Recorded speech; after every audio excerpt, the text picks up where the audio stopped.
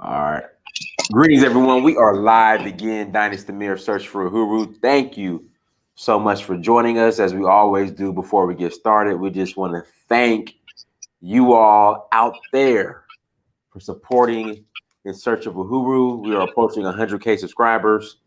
And I have a special giveaway for a lucky subscriber. Again, I have a special giveaway for a lucky subscriber.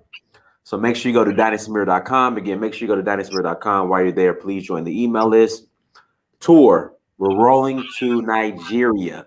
Omo Naija. We're rolling to Nigeria August 16th through the 22nd. Again, August 16th through the 22nd. If you'd like to roll with us, hit me up. Go to dynastymirror.com or search for Uhuru.com. Hit me up. What else do we have going? Oh, Sierra Leone.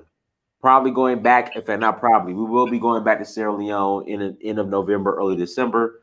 So if you're interested in that, let me know. But for sure, Nigeria, that is the next tour on the agenda. August 16th to the 22nd for the Oshun Festival, which is August 20th in Oshogbo. So we're looking forward to that. What else do we have here? Like, share, and subscribe. Again, guys, hit that subscription button. Again, hit that subscription button and that bell, that notification bell. Once you subscribe, make sure you do that. Without further ado, we have brother Tony Morgan on with us today. Mr. Morgan, it's been a minute since you've been on. It's been years, actually. Yeah, it's good to be on. It's good to be back on again. Yeah, it's been years. And today's topic we're going to be discussing, and Mr. Morgan, you posted this in your page, your Liberian Historic Culture Preservation, your Facebook page, your group.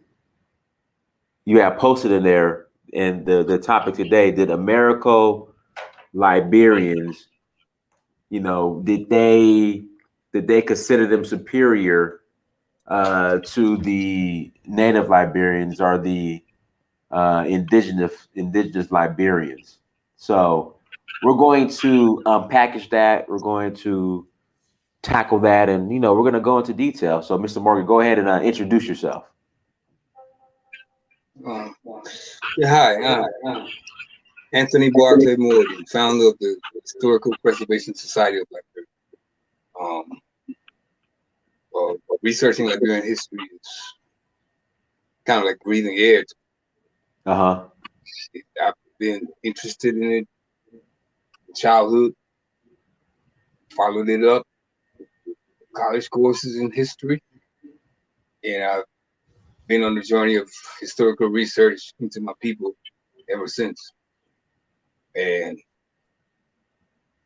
yeah, the fundamental fallacy underlying the distortion of Liberian history is this made up Americo-Liberianism. That's what most so-called historians do when they attempt to write Liberian history. They actually dissect what they call Americo-Liberianism. The underlying fallacy that Americo-Liberians were the ruling class. Like Americo-Liberians constituted the ruling class, and the natives were subservient, oppressed, and exploited.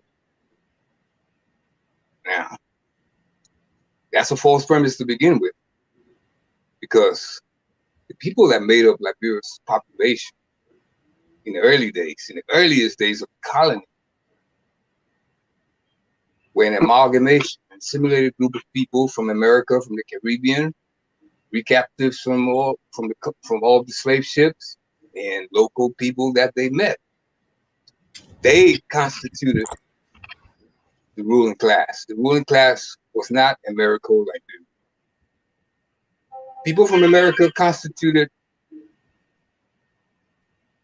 part of it, and they dominated the ruling class. They were disproportionately wealthier than most people, but it was not an Americo-Liberian ruling class. So it's a fallacy to say the Americo-Liberians consider themselves superior to the natives. Which natives? The people you're calling Americo-Liberians are themselves an amalgamation of natives, Americans, people from the Caribbean, and recaptures of the slave ships. This is an assimilated group of people. The almost identical population can be found next door in Sierra Leone. Say that again about Sierra Leone. The Sierra Leonean population is almost identical to Liberia's population. Okay. If not identical. It's the same assimilation, the same amalgamated group of people from America and the Caribbean, recaptives, and local people. It's the exact same makeup of Liberia's population. But you never hear the Sierra Leoneans being accused of considering that the Creoles, right, being accused of considering themselves superior to the natives. Do you? Do you, Dinas? Have you ever heard that? You've been to Sierra Leone. Not on the level of Americo-Liberians. And I'm gonna tell you why. I think the reason why, I'm gonna tell. Okay, in my opinion, the reason why Americos, right, are given this narrative that they came in and they colonized and they enslave and abuse the natives is because Liberia was never colonized by Europe or America. Now, Sierra Leone, on the other hand, you do have the Creoles, but at the same time, Sierra Leone was colonized. So it's this idea to try to, I guess, prove that this. There you go, discredit what Americo-Liberians, or in quotation marks, Liberians were able to achieve. They have discredited by saying that they did all these awful things to the natives. Meanwhile, in Sierra Leone, since Sierra Leone was colonized, and Sierra Leone became independent April 20th, 1960. No. April 26th, I'm sorry, 1960. You know, you don't have that same narrative that the Creoles came in and enslaved and abused and, you know, all this other stuff. That's what I think. Right. That's my opinion. Yes, exactly. Most of this misinformation was created for just that purpose, to discredit an independent republic. They didn't need to do that in the case of Sierra Leone. Sierra Leone was a British crown colony. So, yeah, you have the two countries with almost identical populations. One is accused of being a foreign oppressor. And I'm sorry, it's April 27th, 1961. I apologize, you guys. April 27th, 1961. I said April 27th. So go ahead. Right. You have the two countries. Almost. Can you hear me, Dinas? I hear you. Go ahead. Two countries with almost the exact same population. Liberia and Sierra Leone. Both are Creole people. Both Liberians and Sierra Leoneans are Creole people. A creolized population, mixture of Africans from all over the world. But you have one tainted with this brush of oppression and exploitation and equivocating it to South Africa, apartheid South Africa. Exactly. That's crazy. One of the problems I had with Helene Cooper. Helene Cooper is a noted journalist who works for the New York Times. She wrote this. Right, we're related to Miss Janine Cooper, who's now over. Right. And she wrote this best-selling book about her life in Liberia before the coup. And in it, she narrates that when she came to America after the coup, when she was at college, this South African attacked her and comparing Liberia to South Africa, alleging that Liberia had the same system as apartheid South Africa.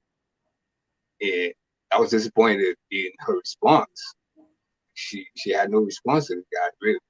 I mean, there's no way you can compare Liberia to South Africa, to apartheid South Africa. You have a European colonists coming and taking over, subjugating the people, boldly announcing and declaring that these people are inferior beings, and we have been appointed to rule over them.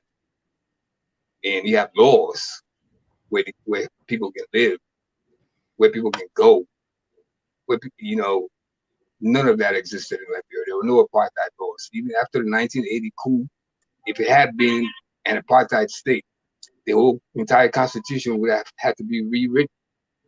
Everything would have to have been changed. The system of government. Well, you just mixed, man. Not to cut you off, you just made a great point, because at the end of apartheid, at the end of Jim Crow here in America, they rewrote the Constitution. Yeah. Exactly. There were amendments, 3-4 amendments to the American Constitution. Right. A portion of his citizenry their God-given rights. None of that was necessary in Liberia. No laws had to be rewritten. They made a big show of rewriting the Constitution in 1984, but it's the very same Constitution of 1847. There's no difference, except for one clause, the rewording of one clause about citizenship being restricted to people of African descent. It's the exact same Constitution. No laws have to be rewritten or overturned, repealed, to give people their equal rights. There was exclusion. That cannot be denied. There was exclusion for the first 100 years of the country's existence, from 1847 to 1945. There was exclusion. This exclusion is attributed to, again, Americo-Liberianism. The Americo-Liberians didn't want to integrate with natives. They excluded the natives for 100 years from participation. Right. Yes, that is true. But then, which natives? You see, it's making these simplistic statements like the natives were excluded does injustice to an understanding of the history. Because the coastal people, the local people on the coast, Vassal, Crew, Ribble, Vi, the Day, the Gola. Even though there were initial hostilities with some of them, all of these coastal people were absorbed into the Liberian community. By the 1830s, it was an assimilated community. Now, the interior people, the people in the deep green forest outside the 40-mile territorial jurisdiction of Liberia, these people were largely unknown. And in order to involve them, to absorb them into the body politic, it required capital, infusion of foreign capital. You had to open up the interior as interior development, and then you had to allow foreign capital to make this possible. Now, the problem was that Liberians were opposed to foreign capital. They saw it as a danger to their independence. They were surrounded by colonial powers who were intent on taking their land. So they understandably they resisted foreign capital. They didn't want any foreign money coming into their country because that would pose a danger to their independence as they saw it. So there you have this dilemma. They know they have to unite the country. They have to involve the interior people. They have to get to know them. They have to open up the interior. But how do you do that when you're surrounded by hostile forces intent on making this Black Republic disappear? You don't know these people up in the interior. The interior was largely impenetrable up until the 1930s. The Liberian government could not establish control and authority over all the territory it claimed. Not until the 1930s was access granted to the interior. So these people are largely unknown. Now people say excluding them from citizenship. Well, how do you make citizens of people that you don't know? You're in a dangerous situation. You're besieged. Your independence, your very lives are in danger. You have to create this circle the wagons mentality. Yes, we're going to open up the interior when we can, when it's safe to do so, when it's feasible, when we have the money. What happened when the threat of colonialism disappeared after World War II? After World War II, onset of decolonization, it became feasible to open up the interior and unite the country. And that's what happened in 1945. After 100 years of stagnation and instability, 1945 country finally embarked on the road to becoming the country that the founders intended, a union of local people and people from the Americas, a Pan-African nation state. In 1945, this process began with the unification policy.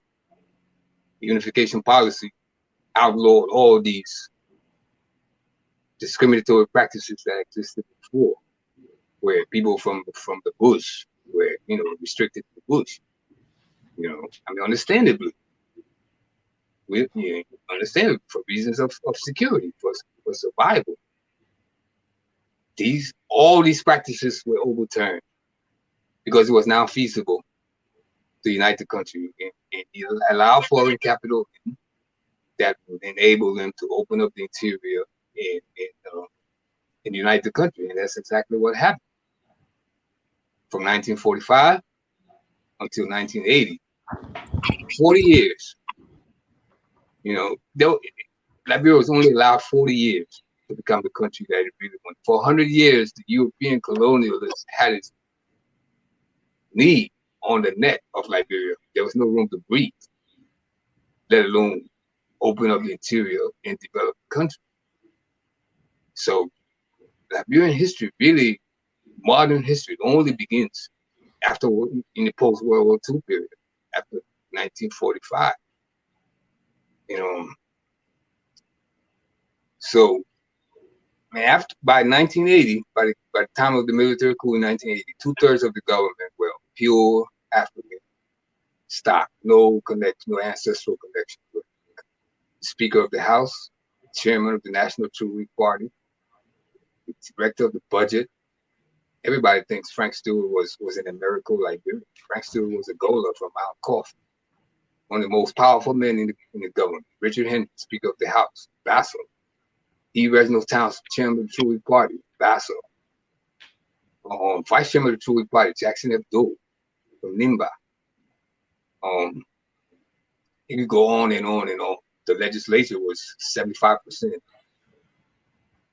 people from the interior of Liberia. It was on the road. It was inevitable that the majority would one day, the majority of unassimilated people with no connection to America whatsoever, and no westernization by Liberians whatsoever will take over the country. What the old guard, what the True Week Party old guard did was that they would destroy the country in the process. That's why it insisted on this gradual approach to democracy, assimilation first,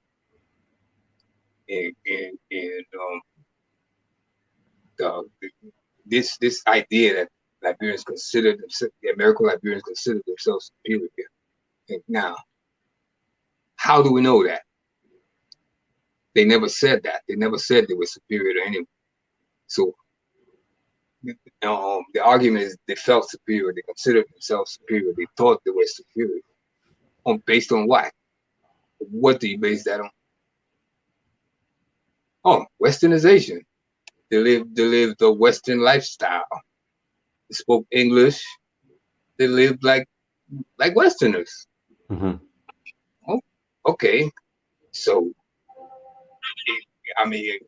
if you're going to charge them with considering themselves superior based on that, based on the fact that they were westernized, now what about the people that met there who were also westernized, the Gribbers and the crew? There were a large, sizable portion of them were westernized, exposed to Western culture. The Bides, these people were no strangers to Western culture. They were westernized people on the coast when the Americans got there. So they considered themselves superior to the unwesternized, quote unquote, natives. The Gribble and the Crew in each town, each Gribble or Crew town, you had two towns. There was the westernized part of town and the unwesternized part of town. They lived separately from the unwesternized Gribble and Crew. They lived a Western lifestyle. They were educated people. Did they consider themselves superior to the unwesternized tribesmen? Do westernized Ugandans consider themselves superior to unwesternized Ugandans? This is silly. Half the people making this argument are westernized themselves. They're speaking English and living in America. Do they consider themselves superior to unwesternized Africans? It's a silly argument. It should not be a part of history because it's not fact. It's an opinion that these people consider themselves superior. That's somebody's opinion, but it has become accepted as Liberian history. And anytime you try to read Liberian history, you can't avoid seeing that the Americans consider themselves superior to the natives instead of a system of exclusion and oppression.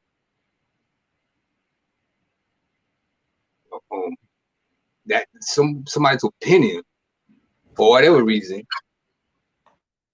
has become fact. It's not fact. There's no way we can. How do we know that? How do we prove that? That will satisfy certain people because of their political agenda or because it makes them feel better about history. But for a serious student of history who really seeks to understand the history, that's not enough. That's too simplistic. This whole entire group of people from the Americas can't be blanketed together as they consider themselves superior. Which they? How do you know? How do you know that? Did they tell you that? No. This is a lie. It is someone's opinion that has become history. And it's time to kill it. It's time to disprove it and debunk it. There's no such thing as Americo-Liberians. Nobody considered themselves superior to anybody. They never said that. This is all made up. Now that fundamental fallacy underlies all the distortions and misconceptions surrounding Liberian history, because everything is attributed to the Americo-Liberian cultural arrogance. Americo-Liberians didn't want to integrate. Americo-Liberians hated the natives. Why were the natives? Why were some people excluded from political participation for 100 years? That's a very complex answer. Very numerous complex reasons why that happened, but you get a simplistic answer. The Americo-Liberians separated themselves because they thought they were superior. It's not true that they separated themselves. From the time they got off the boat, they were marrying local women. You have to remember, a lot of single young men went over. And there was a shortage of women. There were a lot more men than women. What's going to happen? Mm-hmm. They're going to marry local women, and that's exactly what happened. By 1830, Dr. Frederick Starr gives a breakdown of the civilized population. That's the westernized population. It's 50-50 indigenous and people from America. This assimilation has been going on since 1822. And you have a population almost identical to the creolized, amalgamated, assimilated population. And all the lies about superiority fail to hold up on the scrutiny. When you really study history, you don't see how they consider themselves superior. If you look at Liberian culture, it's as much African as it is American. Right. I mean, Liberian food, Liberian language. I mean, a bunch of Liberians are talking. Most Americans won't understand a word they're saying. They're speaking English. That's West African pidgin. You know, and it is a mixture, Liberian English, a mixture of West African pidgin, American Southern American English, the American English in the South, Georgia, North Carolina, whatever, South Carolina, or West Indian pidgin, Caribbean pidgin, yeah, West Indian pidgin, Southern Black American English, and West African pidgin constitute Liberian English, which is more African than American. Liberian food more African than American. Liberian music, Liberian culture is obviously a mixture of marriage culture. If these people consider themselves superior, why would they have immerse themselves in this inferior culture?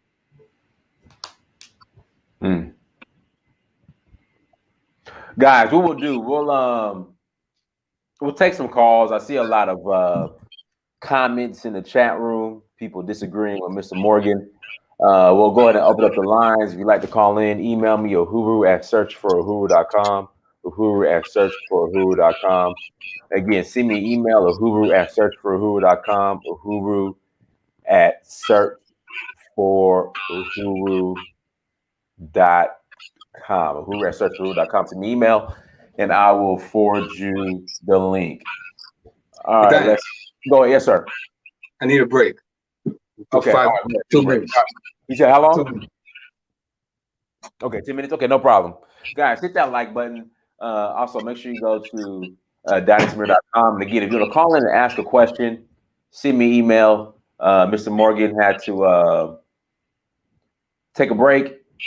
So take a little short intermission. And also, too, right now, I don't know if the government is officially behind it, the Liberian government, but there's a year return all the way through January. So I think it's, guys, correct me if I'm wrong, January 6, 18, when they arrived to Providence Island, the Black Americans arrived, or Americos, whatever you call them, arrived to Liberia. I think it's January 6, 1813, I believe. Again, guys, help me out in the chat room. I think it's January 6, 1813, I believe. When they, Mr. Morgan, was it January 6, 1813 when the first boat arrived from America to Providence Island? No, it was 1821. 1822. They left New York in. Right, it was 1822 because it's coming up on a 200-year anniversary. Right. They left New York in 1822. In 1820, spent 2 years in Cherbourg, Sierra Leone, and arrived on Providence Island in 1822. Okay, man, my dates are all off. So it was January 7th. Was it 7th or January 6th? It was January 7th, 1820. Yeah, January 7th. Okay. Yeah, my numbers are all off, guys. Please forgive me. All right, guys. So again, we're gonna take some calls. Again, we're gonna take some calls. Send me an email, uhuru@searchforahuru.com, uhuru@searchforahuru.com.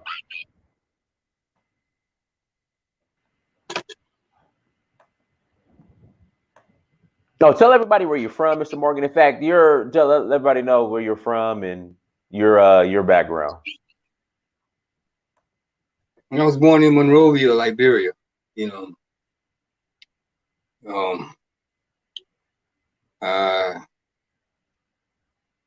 Pretty much grew up there. Came to the U.S. when I was in my late teens. Studied at Brooklyn College and at the New York City College of Technology. And I combined both my passions, architecture and history.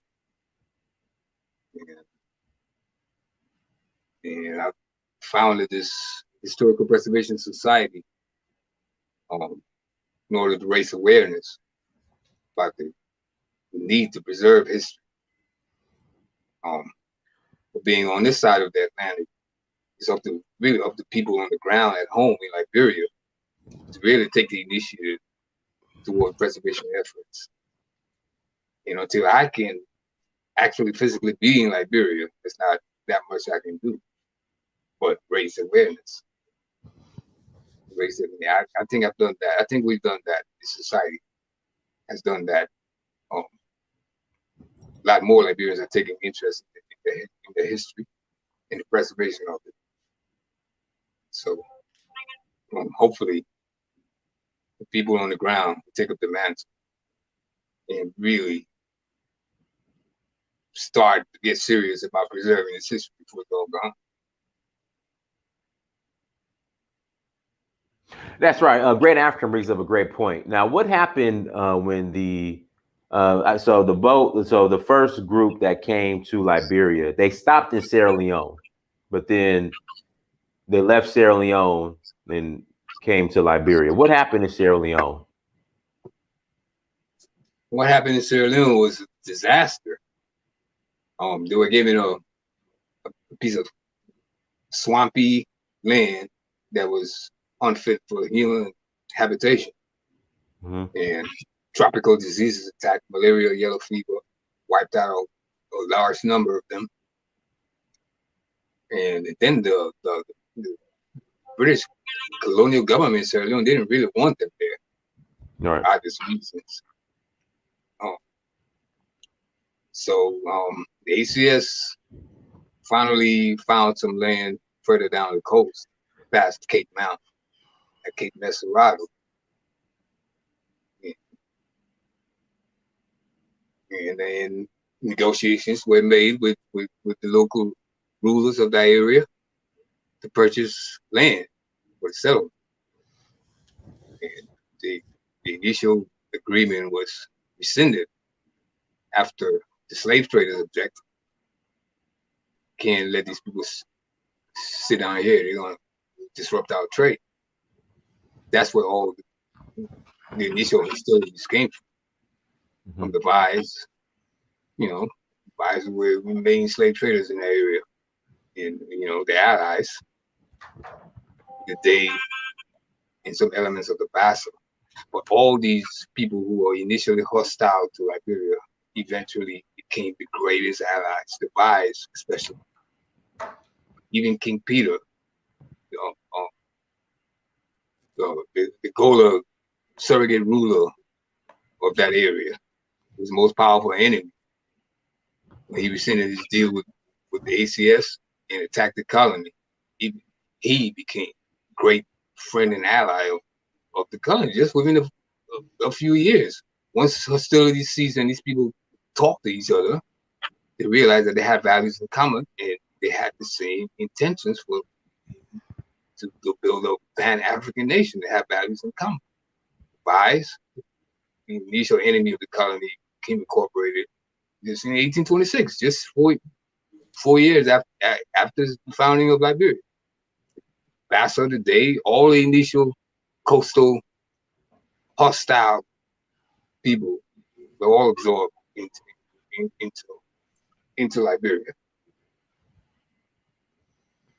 Somebody asked, what were the circumstances that brought Charles Taylor to Liberia and I guess put him in power? Like, what circumstances?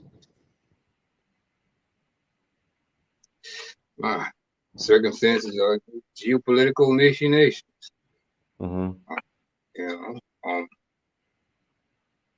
It's widely believed that he was sent there to remove Doe from power because he had become problematic. Right. He had fallen out of favor with the people who put him in power. And Charles Taylor is alleged to have been the point man for a group of former government officials, former Tory parties, a group of Liberians opposed to Doe. But when they realized that he had his own megalomaniac ambition of ruling Liberia, not just removing Doe and handing power over to him. That's when they and the people who put Doe in power, they decided to stop Charles Taylor from becoming president. And that's really what the war was about: control of Liberia's resources. You know, a lot of people say Charles Taylor's war was a comeback by the post-Truly party to take power, and so they blame the war on disgruntled Torba loyalists. But the war actually began in 1980 with the murder of the entire government and rape and terrorization of their families, the forcible acquisition of their properties. That's when the war began. When the country became subject to the rule of terror for the first time in 1980, when all this killing took place. I mean, even if the war, Charles Taylor used the Don and Mono people of Nimba County who had been agreed by Doe. Doe tried to wipe them out. Tribal war. They constituted most of Charles Taylor's army. So a lot of the whole country was opposed to Doe. So really blaming this war on the Americo-Liberians is backward logic. You overthrew the government, forcibly, violently overthrew the government in 1980, the bloodbath. Well, Americo-Liberians weren't even in power when the war started. Huh? Americo-Liberians weren't even in power when the war started. So no, the war was really a tribal war between the Don Mano of Nimba and the Crown people, and the Crown people against everybody else, because they went on a killing spree in Monrovia at the onset of the rebel incursion. I mean, they were just killing people indiscriminately. Bodies found on the beaches and on the streets every morning.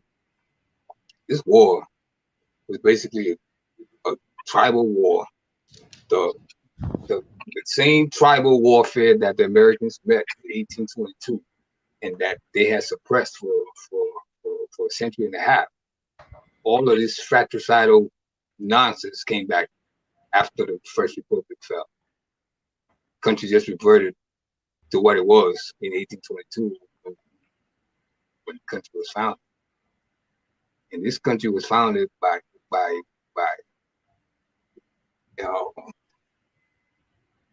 blaming everything on Americo-Liberianism is also denies the so-called natives their role in the creation of Liberia. This wasn't just created by people from America. This was a cooperation between people from America and the local people that they met.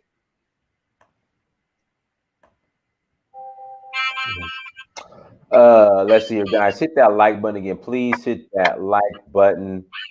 All right, let's talk more about Charles Taylor. So Charles Taylor is also accused of starting the Civil War in Sierra Leone. What are your thoughts about that? Yeah, Charles Taylor was a gangster. He's an international gangster. He was concerned with exploiting the diamonds, the minerals of Liberia and Sierra Leone. And he and Forty Sanko was the founder of the Revolutionary United Front in Sierra Leone. They trained together in Libya. They had a pact to destabilize that entire region. Okay. This is deep. You have involvement of the Libyans in Burkina Faso, Blaise Compaoré, and the Ivorians who hated those guts because the president of Ivory Coast, his daughter was married to President Torba's son, and he hated those. And then you have American interest, French interest. It was a very complicated story. behind the wall. But basically, okay, yeah, because somebody in the chat was saying that Charles Taylor brought in rebels from Ivory Coast. Yeah, people from Burkina Faso. I mean, his army, included mercenaries. It wasn't just child soldiers. He had professional soldiers. That's why he was able to overrun the Liberian armies so quick. These were professional people who were on a mission. Blaise Compaoré, gave him men. Actually, Charles Taylor, Prince Johnson, who's now a senator in Liberia, they killed Thomas Sankara. They admitted to it. Prince Johnson admitted to this in the Truth and Reconciliation Commission hearing, that he participated in the murder of Thomas Sankara. And Prince he's sitting in the Liberian Senate. Whoa, Prince Johnson? Yeah, and he's sitting in the Liberian Senate. He's a senator. Wow. This guy murdered Thomas Sankara. That's sick.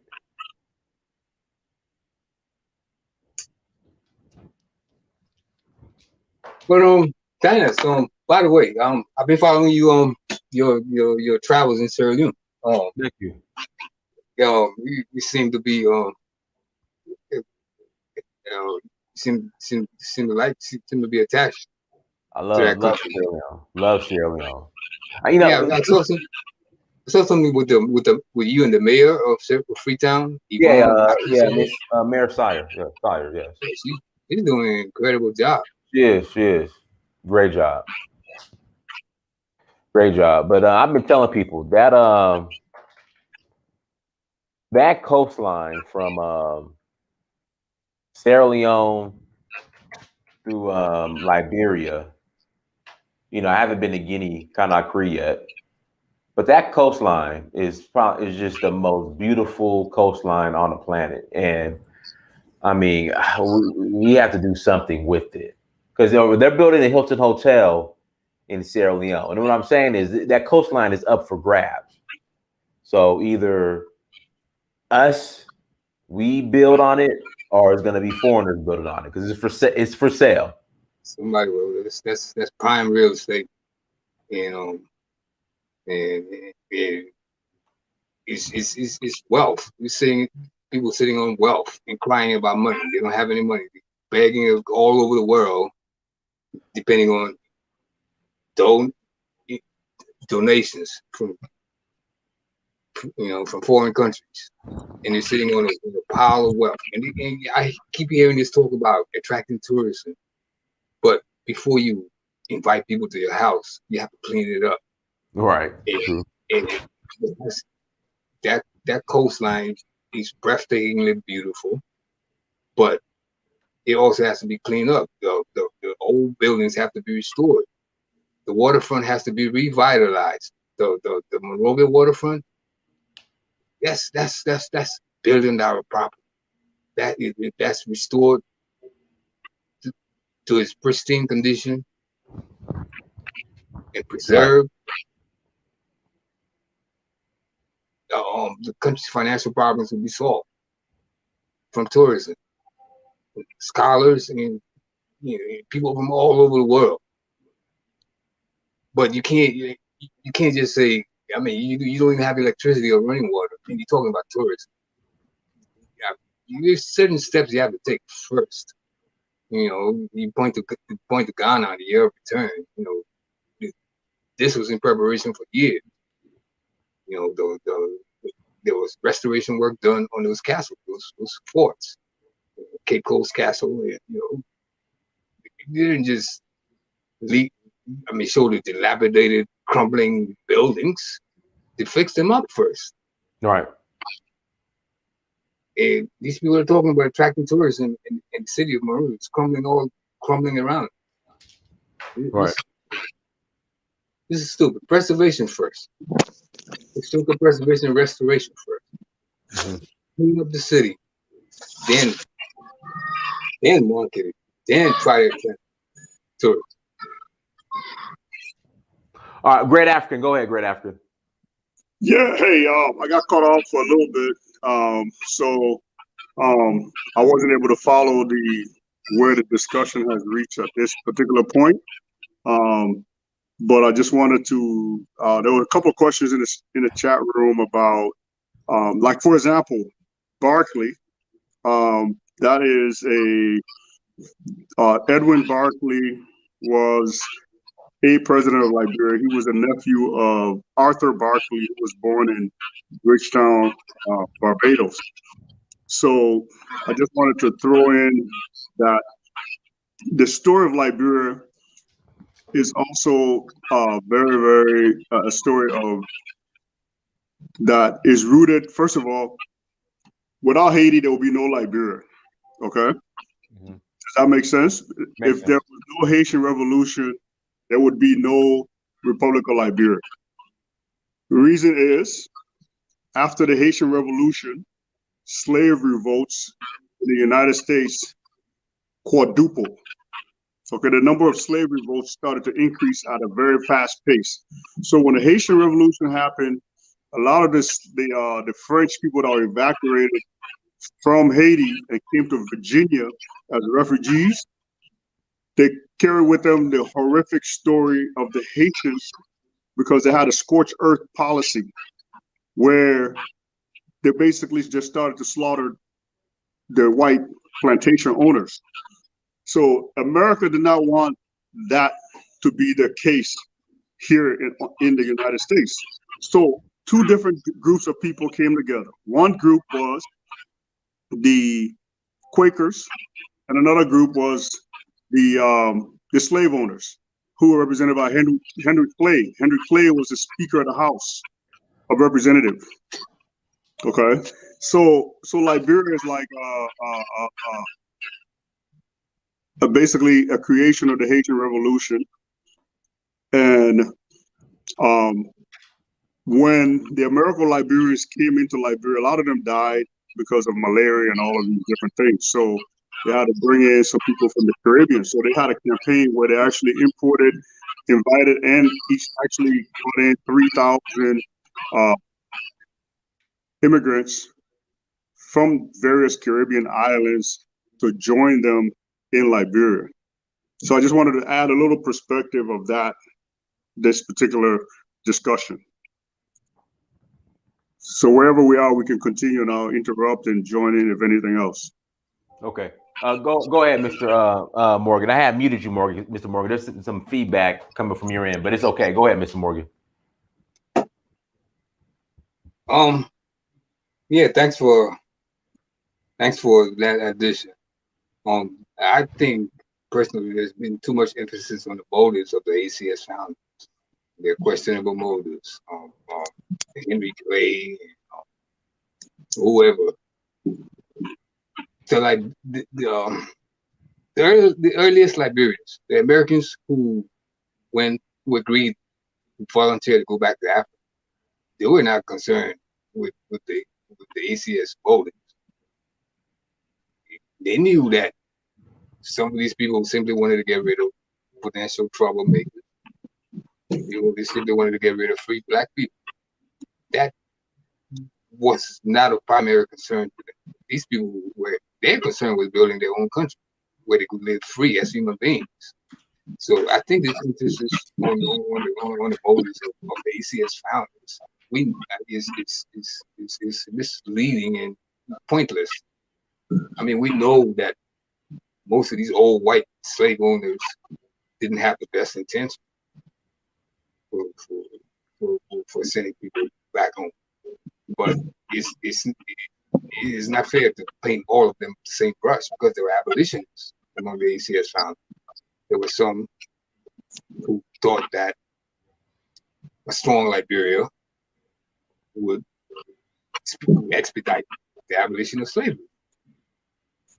A demonstration of self-governance by Africans would hasten the demise of slavery, because it would prove to the world that Africans could govern themselves. They didn't need to be enslaved or colonized. So Dr. Patrick Burroughs did a video the other day where he took where he took the focus off the ACS founders and put them on the founders themselves, the people who founded Liberia, the African Americans who went to build their own country. That's what the emphasis should be if you're going to understand Liberian history. You don't need to focus on the motives of the ACS founders. We know there were a bunch of racist slave owners. Well, some of them were. But some of them genuinely had the interest of Liberia at heart. They were still interested. They supported these people when they settled there in Africa. They supported them for until independence, until 1847. I mean, if they just wanted to get rid of them, just dump them in Africa, they would just leave them there and have no more interest. There would be no Liberia after when the hostile local people attacked. They would have wiped them out because no U.S. Navy ship would have come to the rescue. You understand? So the ACS founders have mixed motives. There were some who actually cared about Liberia, and there were some who didn't. But it's pointless. It's irrelevant. The emphasis should be on Liberians. Liberians, the Africans who built the country. Of what relevance is the motives of Henry Clay or some other Southern plantation owner? You understand? Of what relevance? It's relevant. The only relevance is that it boasts the argument of some people that these free slaves consider themselves superior because they were just like Henry Clay and the ACS founders. That's not true. So nobody considered themselves superior to anybody. They never said that. That is a lie from outside to justify, to discredit this country.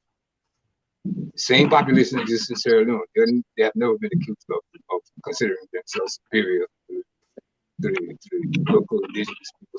Superior in what way? Are we talking about genetic superiority? There's no genetic difference between Africans from America and Africans from the interior of Africa. Recaptures of slave ship, Africans from Caribbean. Westernized African is the same.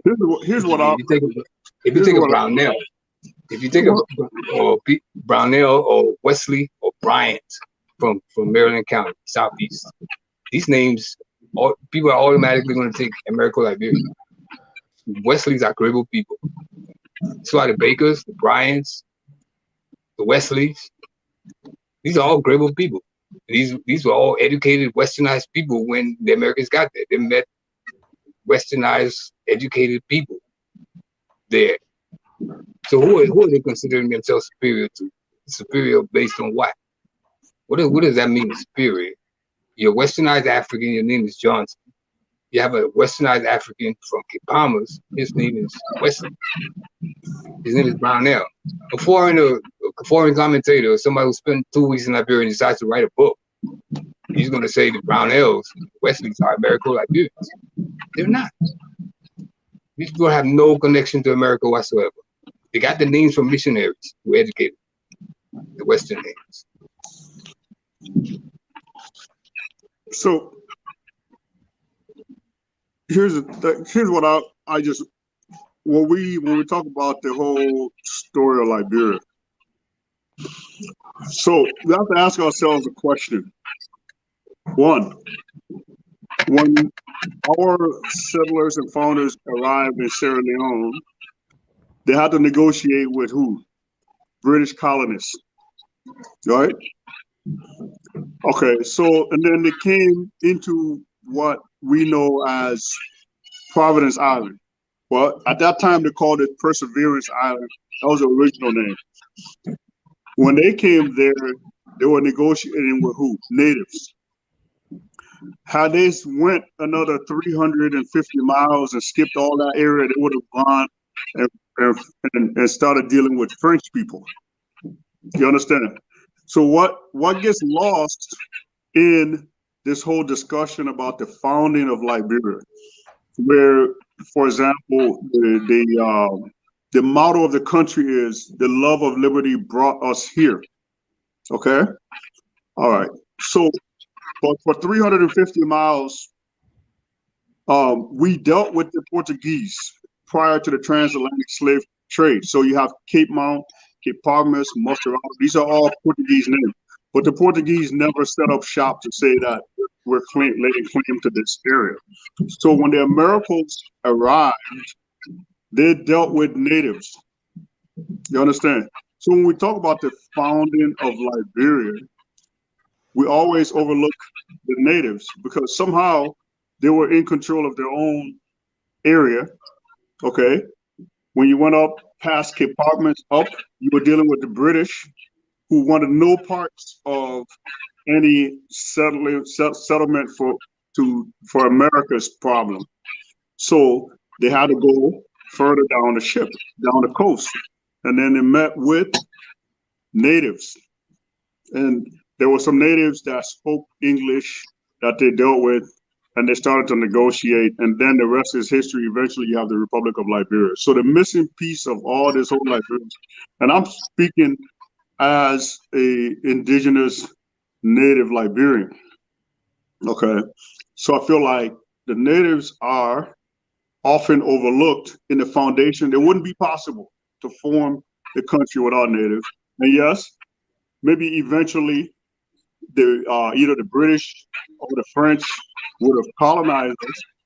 But I can tell you that within where I'm from in Nimba, we have songs where we talk about fighting, the white man running away from black men and all of these different songs that we have, because it wasn't by happenstance that we were in control of our own destiny and our own country. We had to actually fend some of these guys off. So now, what was the great contributions of Americo-Liberians? Number one of the things that they did is they started to end the slave trade. Of course, when you have descendants of slaves, they hated slavery. Okay, so we credit them for helping to end slavery. As a matter of fact, when the British outlawed slavery and slavery was still illegal in America, they gave one warship to the Liberian government, and we actually patrolled the coast and captured slave ships that were headed to the west, and those captives were returned to Liberia. Okay, and the majority of them were coming from the Congo. So that's how you get the name Congo people. Okay, so as a Liberian, there are a lot of things that can be said good and bad. But the fact of the matter is, I think the history of Liberia and the story of my country is heroic. At a time when the entire African continent, with the exception of Ethiopia, was under colonial rule, we were hustling, trying to stay together and stay free. We were a place of refuge for Black people from all over the world. Okay, Ghana became independent in 1957. Right. We became a nation in 1847. Okay, that wouldn't be possible without Native and Americans working together. Right? So, exactly. So I think as a Black person, if you're a Black historian and you look at Liberia and ignore Liberia, it's just a story that's not possible to ignore. If you read the Declaration of Independence for the Republic of Liberia, it's the most patriotic, pro-Black declaration ever. Okay, this was written by people. They said basically that, look, we were in America, we were going through hell. Our forces beyond our control, they didn't address any of our issues. Okay, so we had to go and leave the land of our birth and go to the land of our forefathers to reestablish ourselves. So regardless of what the issues have happened, when I look at Liberia, it's a more heroic story than even the stories back then in the United States. You can talk about hypocrisy, but the United States is talking about free men, all men are created equal, but they were talking about certain men. Mr. Morgan, you want to add to that? What's that? You want to add to that? Yeah. Mr. Morgan, you want to add to that? Yeah. Yeah, I agree. Thank you, Mr. Washington. Yeah, well, part of the reason, so-called natives are marginalized in Liberia is because we keep perpetrating this fallacy, this imaginary dichotomy between native, indigenous Liberians and Americo-Liberians. There's no such thing. Liberia is an, is an assimilated people. Liberians are an assimilated people, very much like Sierra Leone, made up of Africans from America and the Caribbean, local ethnic groups, and recaptives of the slave ships. The the guy who designed Brumley Mission Campus, he was a Grable, self-taught architect and builder from Kipamas. His name was Scott. The foreigner who spent 2 weeks in Liberia and ready to write a book and thinks he knows all about it. Liberians in America, he's well versed in Americo-Liberianism, but has no idea really about the makeup, the ethnic makeup of composition of Liberia and the history of Liberia. He's gonna assume that Scott is an Americo-Liberian. Scott was agreeable, and that's just one example. I mean, who knows? I wish I could show you a picture of the Lutheran mission in Sanoye. It was called the Muhlenberg mission at that time. This was from early 1900s. This picture I just got today. I'll try to see if I can show it. And Sanoye is in Telecontra. So all these students that are in this picture graduating from junior high school are pellet young men. But once they get assimilated, once they graduate and assimilate into society, they're going to be considered Americo-Liberian by uninformed writers who think they know Liberia, who think they understand, who assume they understand Liberia. They're going to be considered Americo-Liberians as early as the late 1800s. Right after independence, actually, President J.J. Roberts and his wife, Jane Waring Roberts, they recruited students for the College of West Africa. It was called the Monroe Seminary. They went to Crew Town. Crew Town is a section of Monroe, a heavy concentration of crew. Crews built settlements all along the coast. And they went to Crew Town to recruit students for the College of West Africa. This is the most prestigious secondary institution in Liberia. From the outset, they were interested in educating the people that they met there, so that they could work together to create this country. Even in Sierra Leone, Sierra Leone, they had a school. The 2 years that they were in Sierra Leone, they had a school educating the sons of chiefs. So they already had this vision in their mind, Pan-African country. You know, notwithstanding the motives of the ACS founders. Now, Crew Town, I just realized the other day, Crew Town existed in 1822. And there were hostilities in 1822 between the Bai, Day, and Mamba people, locals in that area, slave traders in that area that were both to Liberia's presence. Now, can I interject on the issue of the crew? There's no record of any conflict with the crew at Cape Mesurado, and we know the history of the crew in the wars with the Liberian government. So who's down the coast? With the crew. Okay, who is that? Who's interrupting? You have trouble down the coast with crew kingdoms, crew and Gribble kingdoms over power struggle, control of the area, control of the ports, control of migrant labor, but you don't have any conflict at Cape Mesurado. So to make this simplistic statement that the natives resisted, they fought the natives, it's too general a statement. Which natives?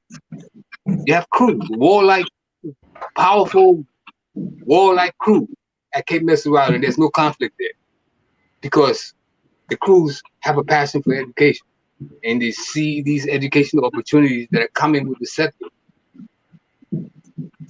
They share their vision. Being exposed to Western culture, they share their vision, their vision of a Pan-African country. So it's misleading to make statements like the natives against the Americo-Liberians. Who's natives? You know, you have certain kingdoms cooperating with Liberians, allying with Liberians. You have certain kingdoms opposed to them. It's wrong. It's misleading. It's erroneous to say natives. American, which natives? People you call Americo-Liberians, they themselves are a mixture of native and people from America. So these blanket statements, you know, we satisfy some people's agenda and make some people feel good about themselves, but it's really time to get past these labels, native, indigenous, Liberians. That was the idea, to make a country across ethnic and tribal lines, ethnic and cultural identity. There's no such thing as a native indigenous Liberian in Americo-Liberian. We're all Liberians. So let me just throw something in here. The crew. When it comes to crew, and I have a friend who's actually crew, and I read something about there's no such tribe as crew. I'll just make that statement. There's no tribe called crew. Crew is they actually call themselves Plao. So they're not. There isn't a tribe. It's just that they were culturally very warlike, and the slavers never took them as slaves. Okay. Matter of fact, they put a blue dot on their heads to distinguish between them and other tribes, because they were very warlike. A lot of them would like commit suicide. So the slavers actually hired them to work as crews to bring slaves to the slave ship. Okay, so that's how they get the name crew. So that's why you have a very a warlike, the most resistance. That's just their nature. As far as back in those days. Okay, so I wanted to give a little historical pointer there that, you know, when we talk about crew, yes, we refer to a specific ethnic group as crew, but that's not really what their name is. And the crew refers to being crews and slave ships. Or whatever, just a point of information. Now, if anybody's interested, look at the map of Liberia, 1857, before the scramble for Africa. So we lost a lot of territory to Sierra Leone, we lost territory to Ivory Coast, we lost territory to Guinea. But yet we still survived the scramble for Africa. So I just always want to say, hey, other countries in Africa, you know, people look at them as being a little bit more developed, a little bit more sexy. But the fact of the matter is, Liberia, the fact that we're survived is straight up gangster. Our Constitution is referred to as the most racist constitution on the planet, but it's a system that was put in place to protect us so that we can remain free. So as much as other foreigners come in, you know, they set up shop, but they don't own the land that those shops are on, unless they're of Negro descent. So these are things that about Liberia that, you know, that we have to look at and be proud of, not because of a racist policy, but it's a policy that to protect a system, a country that was put in place as a refuge for Black people worldwide. Okay, so if we organize ourselves and do things on a much higher level and invest, Liberia is your home. All right, so what we'll do, we'll go ahead and close out. We'll start with you, Great African. I think Mr. Morgan wants to. So, Great African, go ahead. We'll start with you. Go ahead and close out. Yeah, I'm just going to close out and say, hey, you know what? Do your research on Liberia. Read about Liberia. I think you'll love it, especially if you're African American, Afro-Caribbean. Liberia is very strange. We have Maryland in Liberia. We have Georgia in Liberia. We have Louisiana in Liberia. If you're Jamaican, we have Jamaica Road in Liberia. So Liberia is the original Pan-African country. Mm-hmm. It is the original land of year of return, whatever. I mean, Sierra Leone had something, but they were under British rule. True. So they were under British rule until the 60s. Liberia has been free since 1847. So we're like the great grandfather of all of that. Okay, so it's time that Liberia take its rightful place among the nations of Africa. So that's how I'm going to close out. Yes, sir. All right, Mr. Morgan, go ahead, close out. Anything else you'd like to share in closing? Yeah, well, in order to attract tourists for the year of the 200th anniversary, year of return, there's some things we have to do first. First, we have to change our narrative. We have to change this false narrative that gives us that paints a very negative picture of our history.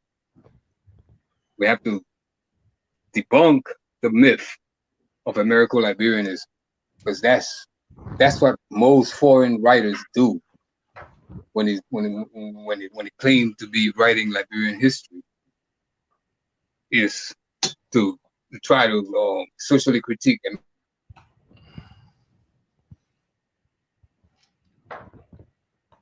Mr. Morgan, you still there? Mr. Morgan. Mr. Morgan. Oh. Mr. Morgan.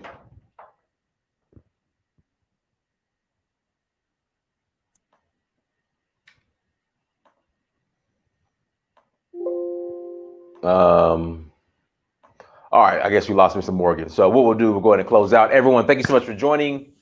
Like, share, and subscribe. Until next time, family, Dynasty Mirror Search for Huru. Peace. Peace.